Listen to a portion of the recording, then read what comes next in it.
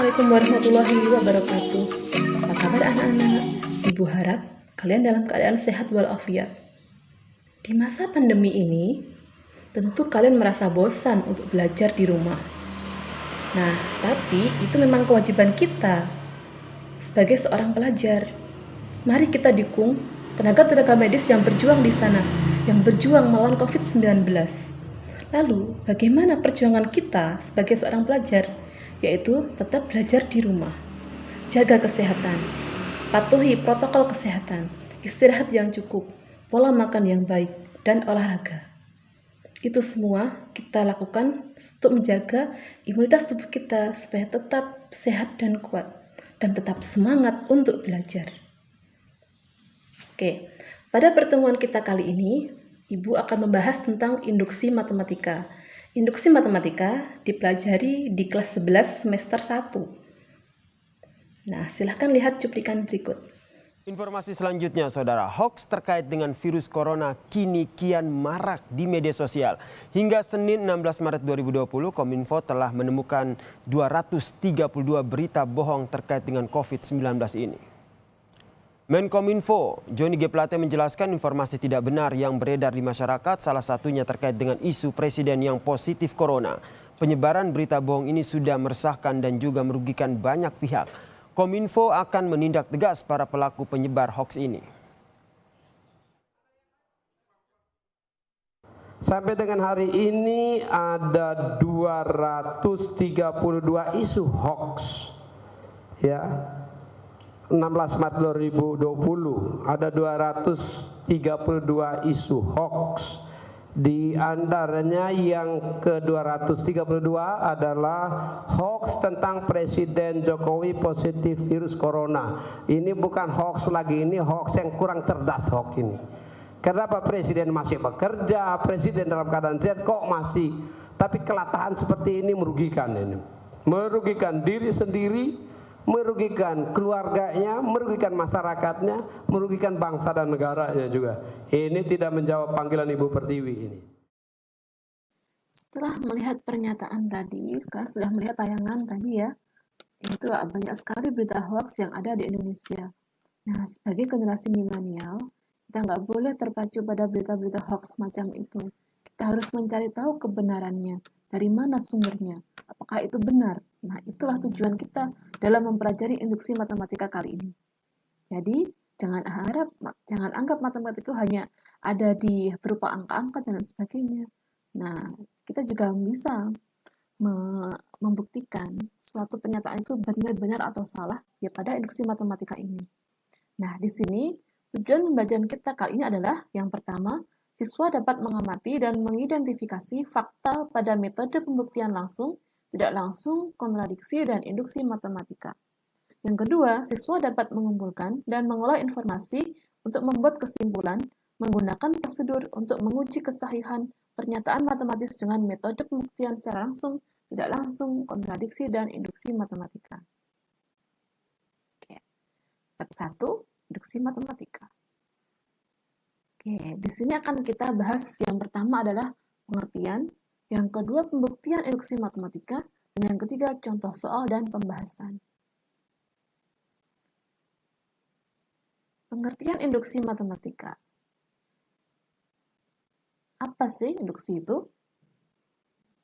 Nah, yaitu sebuah metode pembuktian secara deduktif yang digunakan untuk membuktikan suatu pernyataan itu bernilai benar atau salah. Jadi misalkan ada berita-berita hoax, nah kita harus mencari tahu dulu, kita buktikan berita itu benar atau salah. Misalkan, 3 dikali 2 sama dengan 6. Nah, mengapa kok bisa 6? Nah, kita bisa membuktikan bagaimana caranya supaya hasilnya adalah 6. Benar atau salah? Untuk pembuktian induksi matematika, langkah-langkahnya yang pertama adalah buktikan bahwa Pn benar untuk N sama dengan 1. Dan yang kedua, asumsikan bahwa Pn sama dengan benar untuk N sama dengan K. Dan yang ketiga, buktikan bahwa Pn itu benar untuk N sama dengan K plus 1. Contoh soal.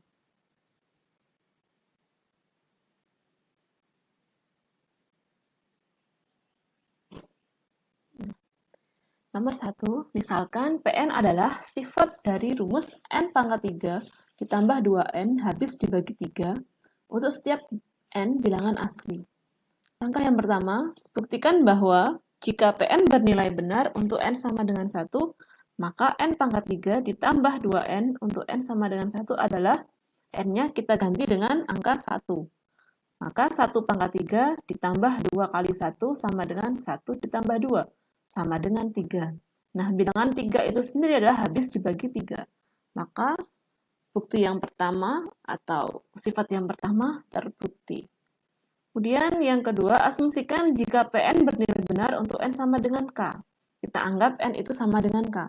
Maka n pangkat 3 ditambah 2n untuk n sama dengan K adalah n pangkat 3 plus 2n sama dengan K pangkat 3 plus 2K, yaitu 3P. Dari mana 3P? Karena 3 itu habis dibagi 3. Terbukti. Oke, kita lanjutkan untuk pembahasan yang ketiga, yaitu yang pertama adalah jika Pn bernilai benar untuk n sama dengan K plus 1, maka n pangkat 3 ditambah 2n untuk n sama dengan K plus 1 adalah n-nya kita ganti dengan K plus 1. Maka K plus 1 pangkat 3 ditambah 2 kali K plus 1 sama dengan, kita jabarkan menjadi K pangkat 3 plus 3K kuadrat plus 3K plus 1 plus 2K plus 2. Nah, bentuk ini kita sederhanakan menjadi K pangkat 3, 2K kita letakkan di depan. Boleh kan seperti ini? Lalu 3K kuadrat ditambah 3K ditambah 3. Sama dengan 3P. Dari mana 3P? 3P itu dari sini. K pangkat 3 ditambah 2K. Ditambah lagi dengan 3 dikali K kuadrat ditambah K ditambah 1. Bentuk sederhana dari ini. Oke, maka bentuk ini bisa kita sederhanakan lagi menjadi 3 dikali P ditambah K kuadrat ditambah K ditambah 1. Nah, bentuk ini habis dibagi 3, ya kan? Nah, kalau dibagi 3 kan set habis. Jadi terbukti. Baik, kita lanjutkan lagi untuk contoh soal yang kedua. Oke, perhatikan contoh berikut. Sebagai ilustrasi, dibuktikan secara induksi matematika bahwa 1 tambah 2 tambah 3 ditambah dengan n sama dengan setengah kali n dikali n plus 1. Kita buktikan untuk yang pertama. Jika Pn bernilai benar untuk n sama dengan 1, maka setengah kali n dikali n plus 1 untuk n sama dengan 1 adalah n-nya kita ganti dengan 1. Maka hasilnya setengah dikali 1 dikali lagi dengan 1 ditambah 1, hasilnya adalah setengah kali 2. Setengah kali 2 sama dengan 1. Terbukti. Nah, ini 1 sebagai bilangan awalnya atau sebagai A-nya. Nah, sama kan? Kemudian yang kedua, jika Pn bernilai benar untuk n sama dengan K, maka n-nya kita ganti dengan K. Maka bentuknya menjadi 1 plus 2 plus 3 ditambah sedemikian sampai ditambah dengan K sama dengan setengah dikali K plus 1. Jadi tinggal merubah N-nya menjadi K saja. Oke, terbukti. Baik, kita lanjutkan untuk pembahasan yang ketiga. Yaitu jika Pn bernilai benar untuk N sama dengan K plus 1, maka 1 tambah 2 tambah 3 ditambah dengan K ditambah lagi dengan K plus 1, yang ruas kiri kita tambahkan dengan K plus 1. Sama dengan setengah dikali K plus 1, dikali lagi dengan K plus 1 ditambah 1. Sedangkan ruas kanan adalah bentuk dari perumus tadi, setengah N dikali N plus 1. Nah, N-nya kita ganti dengan K plus 1. Maka hasilnya seperti ini.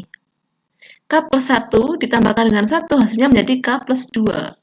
Sedangkan untuk 1 tambah 2 tambah 3 sampai dengan ditambah K, kita ubah bentuknya menjadi setengah K dikali K plus 1. Dari mana ini? Dari bentuk yang kedua tadi. Lalu ditambahkan lagi dengan K plus 1. Maka sama dengan setengah dikali K plus 1 dikali K plus 2. Bentuk ini kita bisa menjabarkan lagi menjadi K kuadrat ditambah 3K ditambah 2. Dikalikan dengan setengah. Maka hasilnya setengah dikali K plus 1 plus kita kalikan K plus 2. Lalu K kuadrat plus 3K plus 2 kita faktorkan menjadi bentuk K plus 1 dikali K plus 2. Maka bentuk yang kiri sama seperti bentuk ruas yang kanan. maka terbukti. Nah, itulah anak-anak cara mencari pembenaran atau cara membuktikan kebenaran dari induksi matematika. Jadi ada 3 cara. Yang pertama adalah dengan N sama dengan 1, yang kedua adalah dengan N sama dengan K, dan yang ketiga adalah N sama dengan K plus 1. Semoga bermanfaat. Saya akhiri, wassalamualaikum warahmatullahi wabarakatuh.